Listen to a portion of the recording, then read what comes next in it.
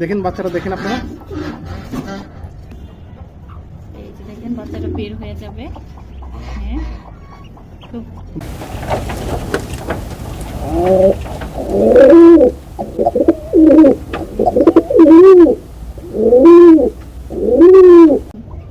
আমরা হচ্ছে first time এই যে হাঁস, আমাদের হাঁস কিনা হয়েছিল, এখন আমরা মুরগি দিয়ে চীনা হাঁসের বাচ্চা ফুটাইছি। আমরা 4টা চীনা হাঁস কিনেছিলাম, হ্যাঁ, ছোট ছোট বাচ্চা কিনেছিলাম কালামপুর হাট থেকে।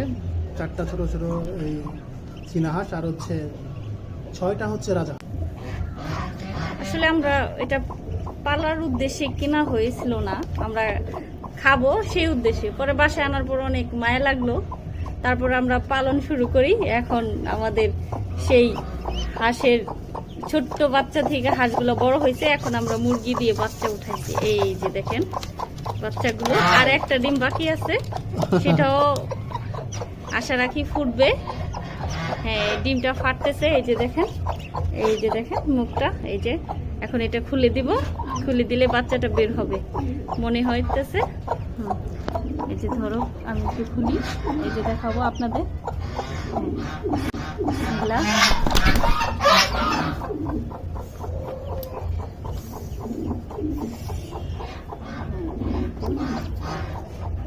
বাচ্চাটা বের হয়ে যাবে। এই যে দেখেন আপনারা, খুব কিউট বাচ্চাগুলো। আসলে আমাদের ছাদের উপরে আমাদের একটা শখের ছোট একটা খামার আর কি, শখ করে আমরা আসলে খামারটা শুরু করছি। দেখেন বাচ্চাটা, দেখেন আপনারা, এই যে দেখেন বাচ্চাটা বের হয়ে যাবে। হ্যাঁ, বাচ্চাগুলো হয় কি, আমরা সাধারণত এভাবে খুলে দেওয়ার কারণ হচ্ছে অনেক সময় বাচ্চাগুলো ভিতর থেকেই ডিমের খোসাতে বের হতে পারে না আর কি। তো এভাবে অনেকটা সহযোগিতা করা হয়। আমরা এই সম্পর্কে নেটে এবং প্লাস হচ্ছে আমাদের এই মা খালাদেরকে দেখেছি এইভাবে করতে, সে কারণে আমরা এভাবে হেল্প করি আর কি এই বাচ্চাকে ডিম থেকে বেরোতে।